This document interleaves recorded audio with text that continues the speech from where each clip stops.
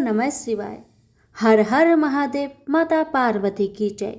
अरे भक्तगणों, आज सोमवार के दिन श्रवण करें माँ पार्वती और भोलेनाथ की पौराणिक कथा। बहुत समय पहले की बात है। किसी गांव के बाहर एक छोटा सा शिव मंदिर था, जिसमें एक वृद्ध पुजारी रहते थे। एक दिन एक गरीब माँ अपने नन्हे से बालक को मंदिर के द्वार पर छोड़कर चली गई। बहुत खोजने पर भी पुजारी जी को बालक के परिवार का कुछ भी पता न चल पाया। अब गांव का भी कोई व्यक्ति उस बालक का लालन पालन करने को तैयार न हुआ, तो पुजारी जी ने भगवान शिव की इच्छा समझकर उसे अपने पास रख लिया और उसका नाम भोला रख दिया।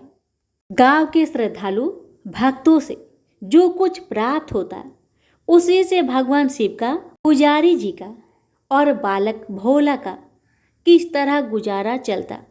यदि किसी दिन कम भी पड़ता तो पुजारी जी बालक और भगवान को भोग लगाकर स्वयं गंगा जल पीकर रह जाते।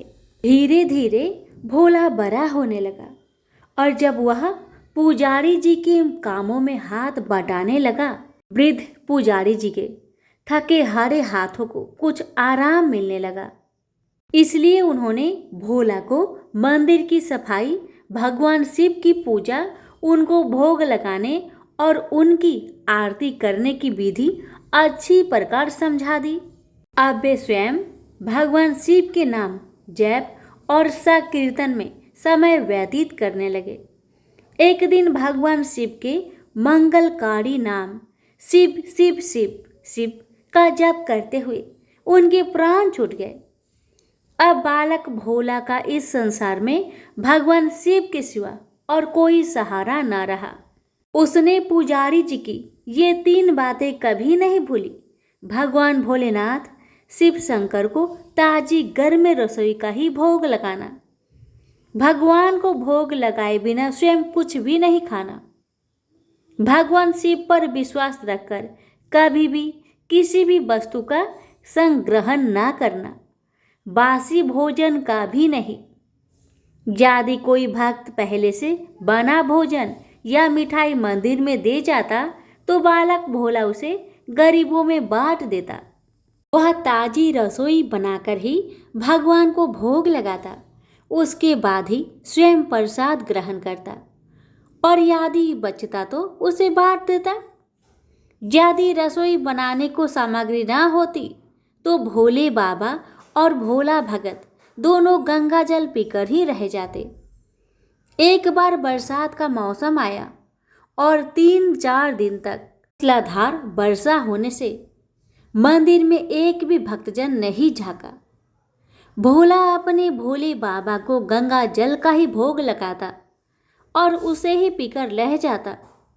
भोले बाबा बालक की भक्ति और सहन शक्ति की परीक्षा लेते रहे, किंतु आखिर में अपने भक्त बालक को भूख से तड़पते देख उनसे रहा न गया। वे सेठ के नौकर का रूप धरकर हाथ में भोजन सामग्री की पोटली लेकर वर्षा में भीगते हुए मंदिर के द्वार पर जा पहुंचे। उन्होंने आवाज लगाकर भोला को बुलाया और उसके हाथ में पोटली देते हुए बोले, सेठ जी ने यह सीधा कच्चा राशन भेजा है, इससे रसोई बनाओ, भोग लगाओ और स्वयं भी प्रसाद पाओ। मैं कल फिर आऊँगा। भोला भगत ने आशीर्वाद देकर उसे विदा किया और सूखी गीली लकड़ियों के धुएं में गर्म रसोई बनाकर भोले बाबा को भोग लगाया। पूरे बरसात के मौसम में भोले बाबा नौकर के भेष में भोला भगत को सीधा देने आते रहे और स्वयं भी गर्मा गर्म रसोई का भोग पाते रहे। एक दिन भोला भगत ने सोचा कि सेठ जी को सीधा भेजते हुए 4 महीने हो चले हैं, किंतु वे स्वयं कभी मंदिर में भोले बाबा का प्रसाद ग्रहण करने नहीं आए। अगले दिन जब भोले बाबा नौकर का भेष में सीधे की पोटली देने आए, भोला भगत उनसे बोला, आई तुम्हारे इतने धर्मात्मा सेठ जी कभी स्वयं मंदिर में प्रसाद लेने नहीं आए। इस कारण मेरा हृदय अत्यंत दुखी हो रहा है। अपने सेठ जी से कहना कि कल वे भी मंदिर में प्रसाद ग्रहण करने अवश्य पधारे। सुनकर नौकर बने भोले बाबा चौंक कर घबरा उठे और बोले, पुजारी जी, सेठ जी मेरे द्वारा आपको सीधा भेजते ही हैं। आप इससे भगवान को भोग लगा लेते हैं और स्वयं भी प्रसाद पाते हैं। फिर सेठ जी को बीच में बुलाने की क्या जरूरत है? जैसा चल रहा है वैसा ही चलने दीजिए। भोला बोला, ऐसे कैसे चलने दूं? आपके धर्मात्मा सेठ जी इतने दिनों से सीधा जो भेज रहे हैं, क्या मैं उन्हें भगवान का प्रसाद देने का अपना कर्तव्य भी पूरा ना करूं? मैं किसी का उद्धार खाने वाला नहीं हूं। अपने सेठ जी से कह देना कि यदि कल भोले बाबा का प्रसाद ग्रहण करने ना पधारे तो मैं उनका सीधा लेना बंद कर दूंगा। नौकर बने भोले बाबा तो अपने भोले भगत की अकड़ देखकर कांप उठे और यह सोचकर मन ही मन हंसे कि वाह, आज तो लेने वाला ही देने वाले पर धौंस दिखा रहा है। लेकिन सरल हृदय भक्त के मनोभाव पर रीझ कर वे बोले, ठीक है पुजारी जी, कल सेठ जी मंदिर में प्रसाद ग्रहण करने जरूर पधारेंगे। दूसरे दिन बड़े सवेरे ही भोले बाबा नौकर का भेष में दूध और बहुत सारी भोजन सामग्री लेकर मंदिर में पहुंच गए। भोला चौंकते हुए बोला, भाई आज इतना सारा सीधा किस लिए ले आए?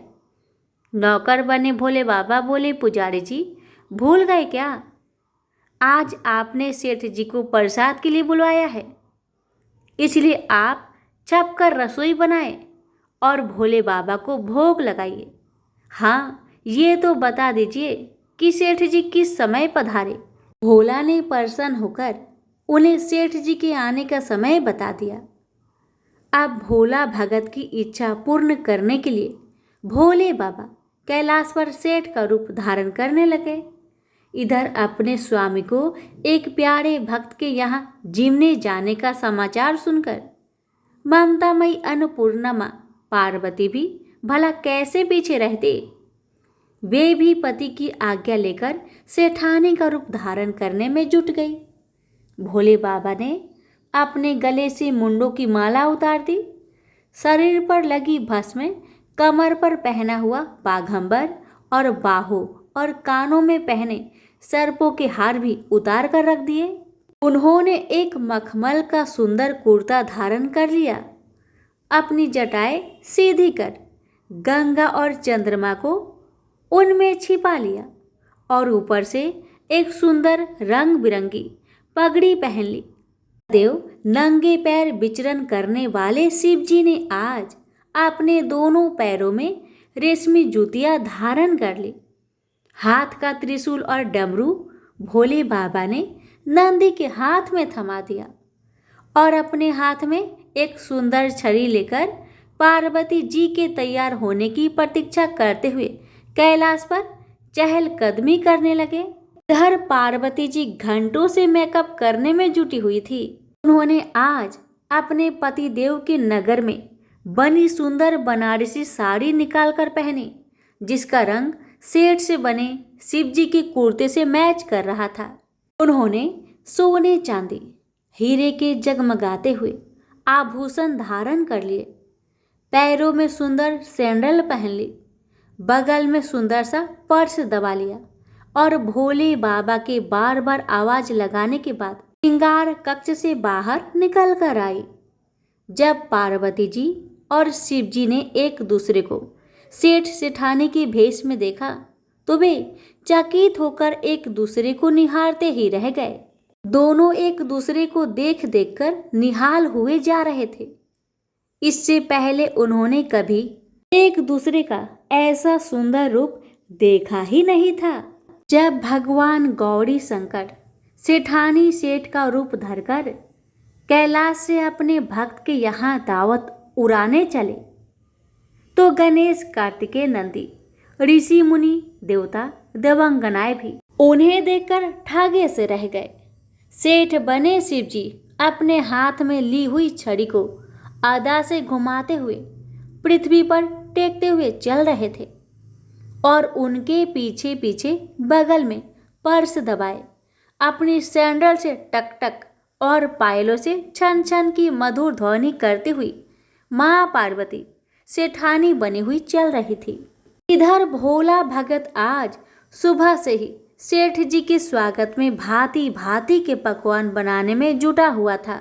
अपने भोले बाबा का भोग तो वह चलते फिरते बना लेता था, किंतु आज उसे कई महीने से भगवान को भोग लगाने के लिए सीधा भेजने वाले सेठ जी को भगवत प्रसाद देना था। अतः आज उसने अपनी सारी पाक कला झोंक डाली थी। उसने सेठ जी द्वारा भेजे हुए चावल धोकर खीर बनाई, उसे धीमी आंच पर पकाकर गाढ़ा किया और उसमें सेठ जी के द्वारा भेजे हुए पिस्ते, बादाम, केसर, चिलगोजे, किशमिश डाले। मिर्च और अदरक को कूटकर उसे बजरा, बेसन और गेहूं के आटे में भरकर मोटे मोटे मिश्र टिक्कर बनाए। रसोई बनाकर भोला भगत पुनः स्नान करने चला गया ताकि स्वच्छ वस्त्र पहनकर भोले बाबा को भोग लगा सके और सेठ जी को उनका प्रसाद पवा सके। जब भोला भगत स्नान करके लौटा तो देखा सेठ जी प्रसाद ग्रहण करने के लिए स्वयं तो आए ही हैं, संग में अपनी सेठानी जी को भी ले आए हैं। भोला ने झट दोनों से राम राम की, उन्हें आसन देकर बैठाया और बोला, मैं अभी भगवान को भोग लगाकर आता हूँ, फिर आपको प्रसाद परोसूंगा। भावना के भूखे भोले बाबा से भूख सहन नहीं हो पा रही थी, इसलिए वे बोले, पुजारी जी भगवान को जल्दी से भोग लगाइए, मुझसे भूख सहन नहीं होती। भोला भगत बोला, सेठ जी भूख तो मुझे भी बड़ी जोर से लग रही है, किंतु मैं अपनी भूख के कारण भगवान को भोग लगाना नहीं भूलता। यदि दुनिया के सारे लोग इसी तरह अपनी भूख के लिए भगवान को भोग लगाना भूल जाए तो भगवान तो भूखे मर जाएंगे। सेठ जी बने भोले बाबा एक पत्तल उठाते हुए बोले, पुजारी जी आप भोग लगाइए, इधर मैं पत्तल परोस लेता हूँ, मुझसे भूख सहन नहीं हो पा रही है। भोला भगत सेठ जी बने भोले बाबा को डांटते हुए बोला, सेठ जी भगवान के काम में ना तो जल्दीबाजी चलती है और न कंजूसी। मैं जब तक भगवान को भोग नहीं लगा लेता आप रसोई के पास भी नहीं फटक सकते। चुपचाप इधर बैठ जाइए और ओम नमः शिवाय जपते रहिए। मैं अभी आता हूँ और आपको पेट भर भोजन कराता हूँ। सेठ बने शिवजी डांट खाकर चुपचाप अपने आसन पर जा बैठे। सेठानी पार्वती उनकी यह दशा देख बड़ी मुश्किल से अपनी हंसी रोक पाई, लेकिन जैसे ही भोला भगत पत्तल में सामग्री लेकर भगवान को भोग लगाने मंदिर में गया, शिवजी पार्वती जी को मौन रहने का संकेत करते हुए चुपके चुपके पैर रखते हुए रसोई में पहुंच गए और उन्होंने एक एक व्यंजन उठाकर चखना शुरू कर दिया। भोले बाबा को प्रसाद को चखते ही भौंकचक्के रह गए। खीर में चीनी की जगह नमक भरा हुआ था और सब्जियों में चीनी भरी हुई थी। जैसे ही भोले बाबा ने रोटी का एक ग्रास तोड़कर मुंह में दिया तो सी सी करने लगे, क्योंकि रोटी में मिर्च ही मिर्च भरी थी। वो सी सी करते हुए उल्टे पैर भाग आए और अपने आसन पर जा बैठे। माँ पार्वती अपने स्वामी की यह हालत देखकर खिलखिलाकर हंस पड़ी। इससे पहले कि भोले बाबा पार्वती जी के सामने कुछ सफाई दे पाते, भोला भगत ओम नमः शिवाय मंत्र का जप करते हुए आ पहुंचा। उसने भोग को रसोई में मिलाकर उसे पवित्र बना डाला और फिर सेठानी के सामने पत्तल परोसकर हाथ जोड़कर बोला, सेठ जी अब आप जी भरकर प्रसाद पाइए। भोले बाबा तो अभी अभी भक्त की भक्ति से जोरदार उसके हाथ की बनी हुई रसोई चख चुके थे, अतः उसे जिमने की बात सुनकर उनके पसीने छूटने लगे। कभी वे भोला का तो कभी पार्वती का मुख देखने लगते। भोला को सेठ जी की ढील बर्दाश्त नहीं हुई और बोला, सेठ जी अब क्या हो गया आपको? अभी अभी तो इतनी उतावली मचा रहे थे, अब क्यों नहीं जिमते? आप जिमोगे तभी तो माता जी भी प्रसाद ग्रहण करेगी और फिर मैं भी प्रसाद पाऊंगा। भोला की ललकार सुनकर भोले बाबा ने चुपचाप खीर का कुल्हड़ उठाया और सारी नमकीन खीर गटागट पी गए। कुल्हड़ खाली होने की देर थी कि भोला ने उसे झट से भर दिया। अपने प्रिय भक्त के हाथों से परोसे हुए भोग में भगवान को आज दुगना स्वाद आने लगा। भोला परोसता गया और भोले बाबा पीते गए। जगत माता पार्वती, भक्त और भगवान दोनों के प्रेम को देख देखकर मंत्रमुग्ध हो रही थी। जब सारी रसोई समाप्त हो गई तो भगवान ने एक जोर से डकार ली। भोला को होश आया और बोला, वाह सेठ जी वाह, मैं ही बावला था जो इतनी थोड़ी सी रसोई बनाई। मुझे पता होता कि आपको प्रसाद ग्रहण करने का इतना शौक है तो और भी ज्यादा रसोई बनाता। भोले बाबा अपने पेट पर हाथ फेरते हुए सेठानी बनी पार्वती की ओर मुस्कुराकर देखते हुए बोले, पुजारी जी मैं इतना रोज कहाँ खाता हूँ, किंतु आज प्रसाद इतना स्वादिष्ट बना था कि अपने पर बस नहीं कर रहा और खाता ही चला गया। किंतु तभी भोला भक्त रुआसा होकर बोला, सेठ जी वह तो आपने ठीक किया, लेकिन माता जी तो भूखी ही रह गई। ममतामयी पार्वती माँ से भोला का रुआसा मुख देखा नहीं गया। उन्होंने बची हुई खीर की 4 बूंदें अपने कंठ में टपका ली। भोले बाबा द्वारा भोग लगाने से प्रसाद में अद्भुत अलौकिक स्वाद भर गया था। ऐसी सुगंधित और मीठी खीर चखकर जगत जननी आकंठ तृप्त हो गई और उनके तृप्त होते ही सृष्टि का प्रत्येक प्राणी तृप्त हो गया। भोला भगत बोला, सेठ जी आपने और माता जी ने प्रसाद ग्रहण कर लिया, इससे मुझे अत्यंत संतोष हुआ है। समझ लीजिए कि आप दोनों द्वारा प्रसाद ग्रहण करने से मेरा भी पेट भर गया।